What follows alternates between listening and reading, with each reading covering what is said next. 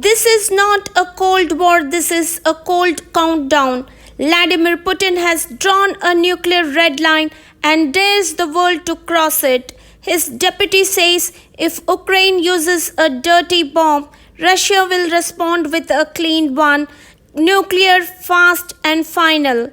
This is no longer about borders, this is about thresholds, about the moment when threats become launch codes. I'm Uma, this is Trendline Times, and tonight we step into the most dangerous 48 hours the world has seen in decades. On June 20th, Vladimir Putin declared what many feared: the whole of Ukraine is ours.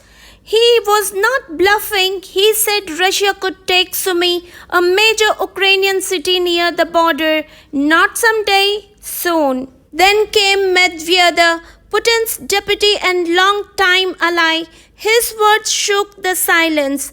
If Ukraine uses a dirty bomb, our response will be nuclear, a mirror strike. Russia's arsenal, he said, is locked, loaded and ready.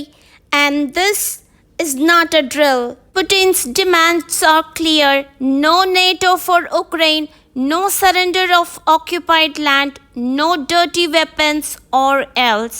And now Ukraine must decide: resist and risk nuclear annihilation, or retreat and lose everything.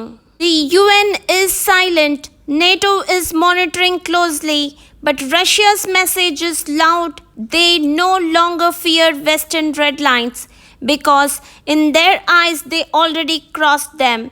This is no longer a regional war, it is a global trigger waiting for one wrong move. Under Russia's updated doctrine, nuclear weapons can be used if Russia is attacked, if allies are in danger, or if non-nuclear weapons pose an existential threat. Translation: if Ukraine even hints at escalation, Russia might answer with fire. A president says Ukraine is ours. His deputy warns one dirty bomb and we strike back with nuclear fire. This is no longer diplomacy.